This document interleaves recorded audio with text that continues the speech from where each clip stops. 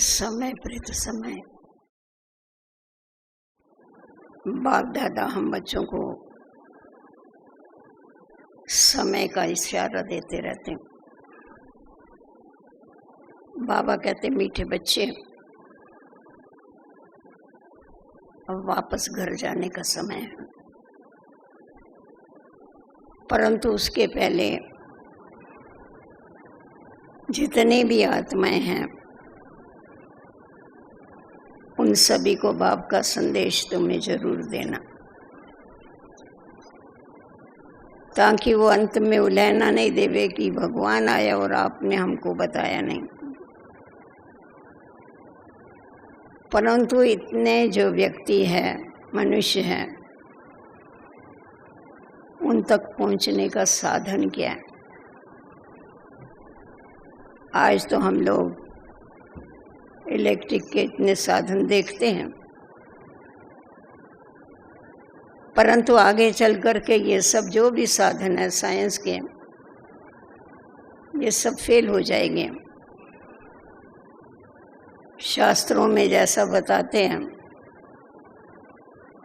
कि अंत के समय ईश्वर के बच्चे भी इधर उधर सब छुर हो गए थे, अर्थात ये अलग अलग फैल गए। तो ऐसे समय पर तुम बाबा का संदेशा कैसे दे सकेंगे, शक्तियां कैसे दे सकेंगे, शांति कैसे दे सकेंगे? इन साधनों में जो वायरलेस है वो भी फेल हो जाएगी, क्योंकि वो भी साइंस का अल्पकाल का साधन। सिर्फ तुम्हारी जो वाइसलेस स्थिति है वो ही काम कर सकेगी, संपूर्ण निर्विकारी स्थिति। उस संपूर्ण निर्विकारी स्थिति को प्राप्त करने के लिए बाबा ने हम बच्चों को अशरीरी बनने का अभ्यास सिखाया हुआ है। 1 सेकंड में अशरीरी बन बाबा के साथ बुद्धि का योग लगा सके। जितना जितना हम अशरीरी बन के बाबा को याद करते हैं, बाबा से शक्तियां लेते हैं, मन को एकाग्र करते हैं, एकाग्रता की शक्ति आने के बाद ही हमारे अंदर परखने की और निर्णय करने की शक्ति आती। हमारा मन सदैव एक ही बाबा में लगा रहे। जो हम लोग गायन भी करते हैं कि मेरा तो एक बाबा दूसरा नहीं कोई, ऐसी स्थिति बनाने के लिए, नष्टो मोह स्मृति लब्धा बनने के लिए हमारे को अपने ऊपर बहुत अटेंशन देने की आवश्यकता होती। अशरीरी स्थिति ही बाप की याद दिलाती है। अशरीरी स्थिति जो है वही हमारी रूहानी दृष्टि बनाती है, रहम की दृष्टि बनाती है, परोपकारी दृष्टि बनाती। और हम सबको ये मालूम है कि जो अंतिम समय है वो कब आएगा ये बोल नहीं सकते हैं। कोई भी क्षण हमारा अंतिम क्षण हो सकता। तो उसके लिए सदा के लिए पुरुषार्थ करने की हमें आवश्यकता है। और विशेष बाबा जो हम बच्चों को अमृत वेले सर्व शक्तियाँ देता है, सर्व ईश्वरीय प्राप्तियाँ कराता है, उस समय अगर हम एकाग्र होकर के बैठते हैं, एक की याद में बैठते हैं, तो हम उसका पूरा पूरा लाभ ले सकते। क्योंकि लास्ट स्टेज जो है, लास्ट पेपर जो है, जो सबको ही देना है, नष्टो मोह स्मृति लब्धा का। जब तक मोह नष्ट नहीं हुआ है तब तक स्मृति लब्धा नहीं बन सकते। परंतु वास्तव में देखा जावे तो सिर्फ नष्टो मोह होने से कभी स्मृति लब्धा नहीं हो सकती। इस देह में भी न मोह नहीं रहे। सबसे पहली बात तो अपनी देह, इससे भी डिटैच हो जावे तो जिस प्रकार नष्टो मोह होने की आवश्यकता है, वैसे नष्टो घृणा होने की भी आवश्यकता। नष्टो मोह नष्टो घृणा स्मृति लब्धा। अगर हमारे को किसी आत्मा से घृणा होगी, नफरत होगा, तो जिस प्रकार जिससे अटैचमेंट होती है, वस्तु, पदार्थ, व्यक्ति, जब ईश्वरीय याद में बैठते हैं तो वो हमें इंटरफियर करती है। उसी प्रकार जिससे हमारी नफरत होगी, घृणा होगी, वो भी हमको ऐसे ही डिस्टर्ब करेगा। वो भी भूत बन के हमारे आगे पीछे घूमेंगे। हमारा बुद्धि का योग जो है वो बाबा से नहीं लगाने देंगे। इसीलिए बाबा हम बच्चों को हमेशा कहता है कि बच्चे, तुम्हें कभी भी किसी से नफरत नहीं करनी है। नफरत ये बुरी बला है। नफरत करने वाले जो हैं वो ना खुद का कल्याण कर सकते, ना दूसरों का कल्याण कर सकते हैं। अगर भाई भाई की दृष्टि है, गुणग्राही दृष्टि है, वो परोपकारी दृष्टि है। बाबा जो हम बच्चों को कहते हैं कि बच्चे दृष्टि को गुणग्राही बनाओ, क्योंकि जब हम एक दो का गुण देखते हैं तो एक दो के लिए स्नेह पैदा होता है, परंतु अगर एक दो की कमियां देखना चालू कर देते हैं तो उससे नफरत आती। तो इसीलिए हमें जब सर्वगुण संपन्न बनना है तो हमारे को एक दो के गुणों को देखने की टेव डालनी पड़ेगी, चाहे ज्ञानी है चाहे अज्ञानी है। इस बेहद सृष्टि चक्कर में ऐसी कोई आत्मा नहीं है जिसकी कोई न कोई विशेषता नहीं। हर एक आत्मा में कोई न कोई खूबी है, कोई न कोई विशेषता है।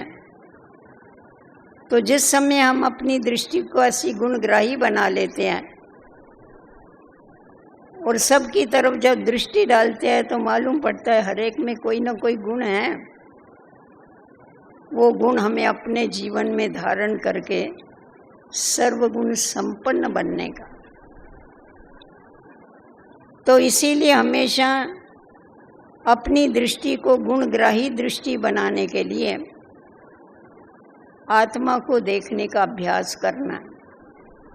उस दिन भी बाबा कह रहे थे, देखो बाबा तुम बच्चों को देख रहा है, तुम्हारी भ्रुकुटी में देख रहा है या तुम्हारे नेत्रों में देख रहा है। बहुत नजदीक है नेत्र और भ्रुकुटी, बाबा दोनों तरफ देख। तो तुम भी जब किसी से बात करते हो तो एक दो की भ्रुकुटी में देख करके बात करो, क्योंकि आत्मा जो है वो भ्रुकुटी के बीच में अपनी स्वस्थिति के ऊपर, अपनी स्वसीट के ऊपर सेट हुई पड़ी। तो आत्मिक स्थिति के साथ साथ ये जो आत्मिक दृष्टि है, रूहानी दृष्टि है, इस रूहानी दृष्टि से हमारे अंदर निर्विकारिता का गुण आता। किसी भी प्रकार का, किसी का भी आकर्षण हमारे ऊपर, क्योंकि माया है, माया वार कर, हमारी दृष्टि कभी भी चंचल नहीं हो सकती है, क्योंकि योग से हमें ये सिद्धि हमें प्राप्त करनी है। हमें सर्व कर्म इंद्रियों का मालिक बनना है। इसीलिए बाबा हम बच्चों को हमेशा कहते हैं, बच्चे स्वराज अधिकारी सो विश्व राज अधिकारी। मेरे बच्चे डबल राज अधिकारी है, इस समय स्वराज अधिकारी है और भविष्य में विश्व राज अधिकारी। तो हमें अंतर्मुख होकर के अपनी आंतरिक स्थिति में टिक करके पीछे मुझे अपने को चेक करना है कि मेरी जो कर्म इंद्रियां हैं वो मेरे वश में है या मैं कर्म इंद्रियों के वश में। क्योंकि ये जब तक हम चेकिंग नहीं करते हैं, आधा कल्प की टेव पड़ी हुई है हमें कर्म इंद्रियों के वश होने की, तो वो अपने तरफ आकर्षित कर लेती। इसीलिए हमें देखना है, कहा जाता है अंतर्मुखी सदा सुखी। अंतर्मुख ये जो मुख है, इसके अंदर में आत्मा जो भ्रुकुटी में रहती है, उस स्थिति में रहने से ही हम सुख का अनुभव करते हैं, अतीन्द्रिय सुख का अनुभव करते हैं। और उस स्थिति में रहने से ही हमें सर्व के क्या होते हैं, विशेषताएं दिखाई पड़ती है। वैसे भी देखो, अपने पास एक प्रथा है भारत में, कभी चंद्र ग्रहण या सूर्य ग्रहण होता है तो घर में जो बड़े होते हैं वो बच्चों को समझाते हैं कि तुम इनको खुली आंखों से नहीं देखना, नहीं तो तुमको भी ग्रहण लग जाएगा। अभी उन्होंने तो इसके पीछे तो साइंस है कि आंखें खराब होती हैं, तो बाबा भी हम बच्चों को बताते ग्रहण का मतलब क्या है, कमी। तो अगर हमारी दृष्टि कमियों को देखने की है तो न चाहते हुए भी वो कमी हमारे अंदर आ जाती है। हमको ग्रहण करनी नहीं पड़ती है, क्योंकि वीकनेस तो जल्दी अटैक कर देती है, वो हमारे अंदर आ जाती है, जिसके कारण हमारी स्थिति डिफेक्टिव बन जाती है। तो बाबा ने जो इतना बड़ा कार्य सारे विश्व कल्याण का हम बच्चों को दिया हुआ है, उस सारे विश्व का कल्याण करने के लिए हमारे अंदर संगठन की शक्ति भी चाहिए, क्योंकि विश्व बहुत बड़ी है और सर्व के संगठन से ये कार्य होना है। और सर्व का संगठन तभी हो सकता है जब भी हम एक दो को समझ करके एडजस्ट हो करके चलते हैं, एक दो से स्नेह प्रेम से चलते हैं, तभी हमारा संगठन मजबूत होता जाता। हमारे संगठन की यादगारी तो वैजयंती माला है। आप देखेंगे वैजयंती माला की बड़ी खूबी है,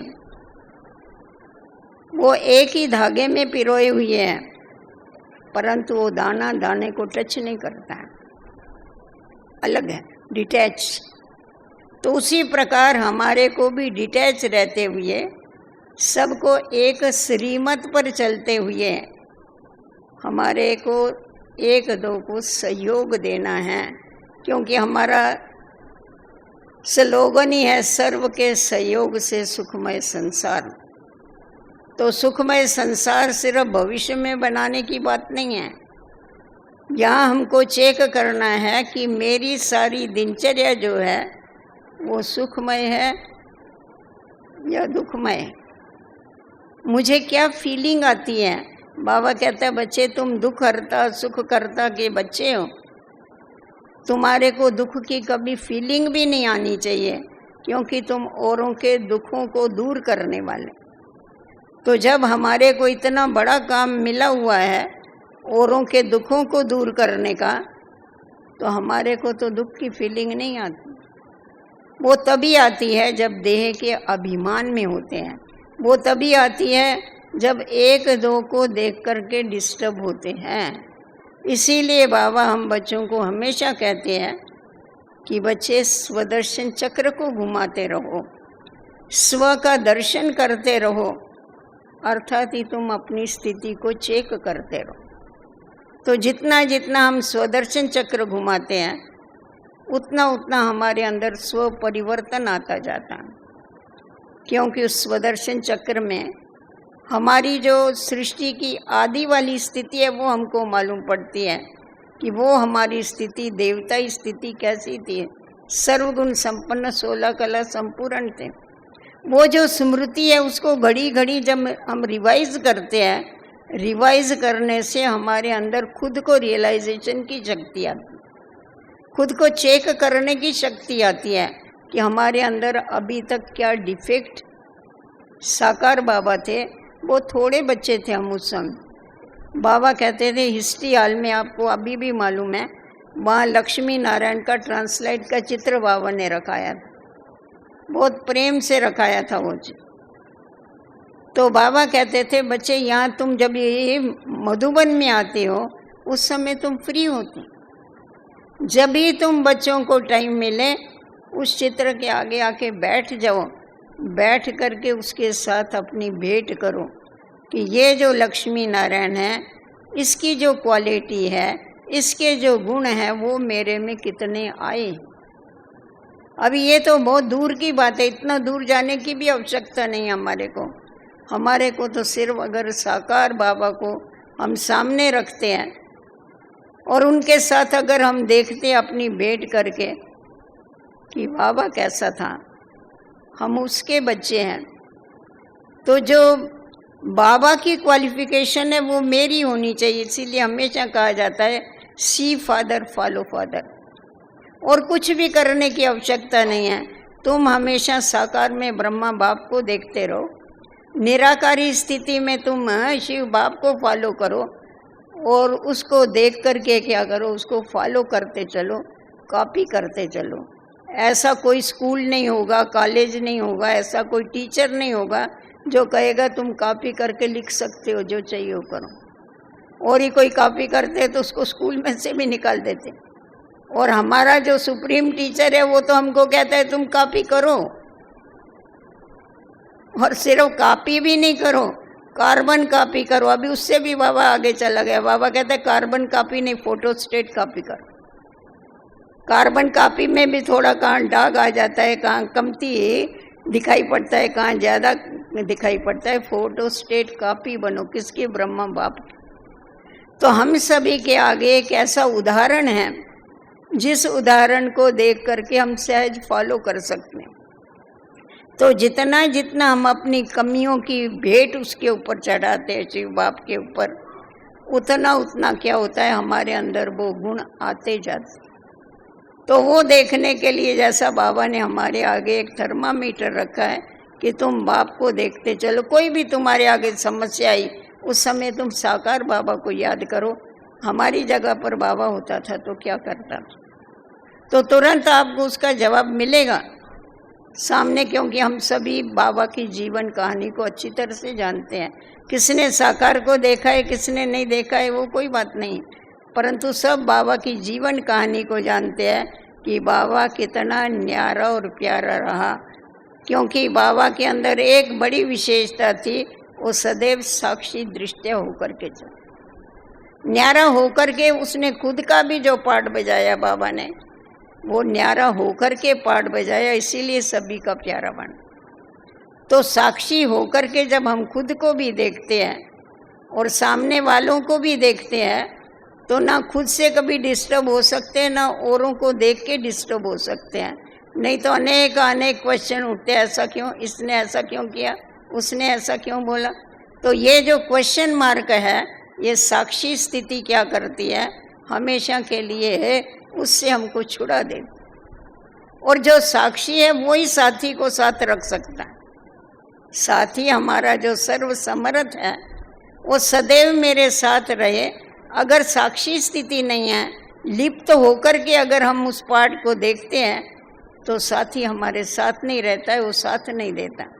जितना जितना हम डिटैच होते जाते हैं, साक्षी बनते जाते हैं, उतना उतना सर्वशक्तिवान हमारे साथ में रहता है। बाबा हमारे को अकेला कभी नहीं छोड़ते। बाबा कहते हैं आनंद लो, मेरे साथ का अनुभव करो और मेरे से फायदा लो। आज कोई कॉमन मनुष्य होते हैं और समझो किसी मिनिस्टर का या किसी की भी उनको पहचान होती है, रिश्ता होता है, उसको कितना यूज करते हैं। कहेंगे आपको कुछ काम कराना है ना, फलाना मेरी पहचान का है, चलो मैं करा के देता हूँ। तो बाबा कहता है तुम्हारी पहचान तुम्हारे सर्व संबंध सर्वशक्तिवान से है, तुम मेरे को यूज क्यों नहीं करते? तुम क्यों सोचते हो क्या करें? तुम मेरे को यूज करो, मेरे ऊपर रखो, तो सब मैं आप ही करूँगा। तो हम जिस समय बाबा के पूरे समर्पण हो जाते हैं, बुद्धि सहित समर्पण हो जाते हैं, तो बाबा सदैव हम बच्चों का ध्यान रखता है। परंतु हम कभी कभी क्या करते हैं, खुद के ऊपर उठा लेते हैं किसी भी बात को, जिसके कारण माथा ही भारी हो जाता है। तो आत्मा बाबा के पास जाने के बजाय इधर ही घूमती रहती। फिर डिफ़िकल्टी लगती है। तो हमारे को लास्ट में सर्व की मनसा सेवा करनी है, तो हमारे को अपनी मनसा को क्लीन बनाना पड़ेगा। और मनसा क्लीन तभी बन सकती है जब हमारे मन में किसी का भी अवगुण नहीं होगा। बाबा कहता है बच्चे माफ़ करो, क्षमा करो और भूल जाओ। उस दिन भी बाबा की मुरली थी, सिर्फ ऐसा ही पहुँच देंगे उसको तो क्या होता है, वो दाग रह जाता है कागज़ के ऊपर। परंतु माइंड इतना क्लियर होना चाहिए जो दाग भी नहीं रहे, इम्प्रेशन भी नहीं रहे। वो इम्प्रेशन लेके नहीं चलो फलाने ने ऐसा किया था, उसने ऐसा किया था। तो ये जो इम्प्रेशन है अंश से कभी भी वंश हो जाता है, मन मैला हो जाता है। इसीलिए मन को सदैव साफ रखो और बुद्धि की लाइन को क्लियर रखो। जब हमारी बुद्धि की लाइन क्लियर होती है, बाबा ने कहा है बच्चे अंत के समय तुम्हारी बुद्धि की लाइन क्लियर होगी तो बाबा तुम्हारे को डायरेक्शन देगा, उसको तुम कैच कर सको। अंत का समय कितना भयानक होगा वो तो हम सभी को मालूम है। छत गिरने वाली होगी तो पहले से मालूम पड़ जाएगा कि इधर छत गिरती है, खिसक जाओ। बाबा डायरेक्शन देगा, पर हमने कैच करने के लिए हमारी बुद्धि इतनी क्लियर होनी चाहिए। तो अगर बाबा के साथ हैं, हम इतना कंबाइंड होकर के रहते हैं, तो बाबा की गारंटी है तुम्हारा बाल भी कोई बांका नहीं कर सकता। बाबा गारंटी देने के लिए तैयार है, परंतु हम बच्चे उस गारंटी का इतना फायदा लेते हैं। तो इसीलिए हमें हमेशा ये ख्याल में रखना है कि हमारे को ना कभी किसी नफरत करनी है, ना किसी के साथ अटैचमेंट रखनी। अपने तन के साथ ही अटैचमेंट नहीं रखना। बाबा ने देखो कितना अशरीरी बनाया हम बच्चों। बाबा कभी फोटो नहीं निकालने देता था, साकार बाबा कभी भी फोटो नहीं निकालने देता था।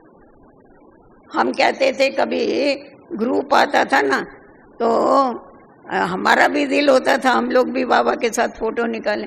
अभी तो सबके हाथ में कैमरे है, उस समय तो ऐसा नहीं होता था। अब ये जो मोबाइल लेके घूमते कैमरे है सबके पास। तो हम बाबा से पूछते बाबा पार्टी वालों की बहुत दिल है आपके साथ फोटो निकाल। बाबा कहते छठ भगत कहेंगे, फोटो किसका निकालेंगे? ब्रह्मा का फोटो निकालेंगे, उसको याद करेंगे क्या? शिव बाबा का फोटो तो निकलता ही नहीं है। हम कहते नहीं बाबा हम तो शिव बाबा को याद करें। तो बाबा नहीं निकालने देता था। बाबा कहता था नहीं जरूरत नहीं, शिव बाबा का तो फोटो ही नहीं निकलता है, बाकी ब्रह्मा को तो तुमको याद ही नहीं करना है, तो फोटो लेकर के तुम क्या करेंगे? मतलब बाबा ने यहाँ तक जिसके तन में भगवान आता है उधर भी हमारी बुद्धि नहीं जावे, इस बात का बहुत ध्यान रखें। तो जब ये उसको ही नहीं याद करना है जिसके तन में भगवान आता है, तो दूसरे तनों को याद करके हमारे को क्या होने वाला है? तो इतना डिटैच हम तभी रह सकते हैं जब इस तन से हम डिटैच रहेंगे। इसीलिए बाबा को घड़ी घड़ी क्यों कहना पड़ता, निरंतर मेरे को याद करो, निरंतर आत्माभिमानी बनो। निरंतर का मतलब क्या हो गया कि तुम्हारी याद में अंतर नहीं पड़ना चाहिए, क्योंकि कोई भी श्वास अंतिम श्वास हो सकता है। अगर तुम्हारे को आदत है अंतर डाल के बाबा को याद करने की, और उस समय अगर जिस समय अंतर पड़ गया याद में, उस समय अगर तुम्हारा श्वास निकल गया तो अंतमते सुगति हो जाएगी। कितना बड़ा नुकसान हो जाएगा। इतने समय जो मेहनत किया वो समय सारी मेहनत वेस्ट चली जाएगी। तो बाबा तो कल्याणकारी होने के कारण हमेशा हम बच्चों का ध्यान खींचवाते रहते हैं। और बाबा कहता है बच्चे तुम्हें सर्व विश्व के आत्माएं जो है उनका सहारा बन के चलना है, उनको सुख शांति आनंद देना है। इसीलिए क्या करना है, तुमको अपने भंडारे सदैव भरपूर रखने हैं।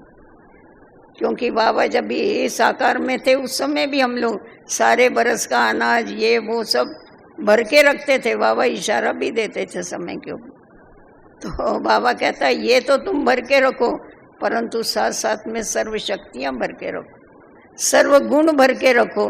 क्योंकि अंत का समय होगा, उस समय सब कुछ होते हुए भी पानी भी जहरीला हो जाएगा, वो भी तुम नहीं पी सकेंगे। जो वायु है वो भी जहरीली हो जाएगी, अनाज जहरीला हो जाएगा, क्या करेंगे?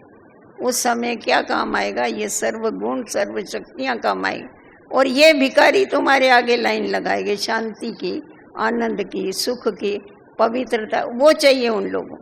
और हमने देखा जहाँ धरणी कंप होता है वहाँ पर आप स्थूल तो बांटने वाले बहुत लोग होते हैं, परंतु अगर हमारी बहनें देने को जाती है वो बोल नहीं हमारे को ये नहीं चाहिए, ये हमारे को बहुत देने वाले, आप हमारे को शांति का दान दो, आप हमारे को शक्ति दो, हम इस परिस्थिति का मुकाबला कर सकें। हमारे पास ही नहीं होगी तो हम कहाँ से देंगे उनको। इसीलिए हमको अपना स्टॉक जमा करना है, क्योंकि हम सबके पूर्वज होने के नाते सारी बिरादरी को सुखी करना ये हमारा काम। ये तो बाबा को क्या पड़ी है, देखो कितने वर्षों से हम बच्चों के ऊपर मेहनत करता रहता है, तैयार करता है हम बच्चों कि बच्चे तैयार हो जाओ, तुम दाता के बच्चे हो, तुमको देना है, तुम वरदाता के बच्चे हो, तुमको देना है। परंतु अगर हमारे पास ही नहीं होगा तो हम दूसरे को नहीं दे सकेंगे।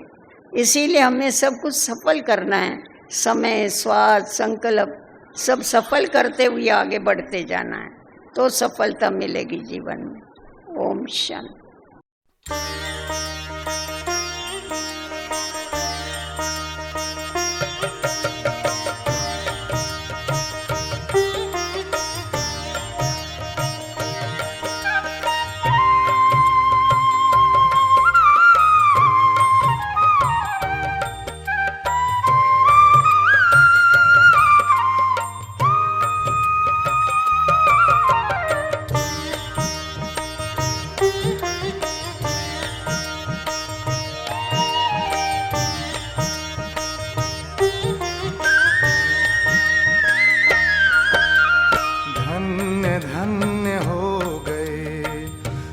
प्रभु को भा गए, धन्य धन्य हो गए, हम प्रभु को भा गए।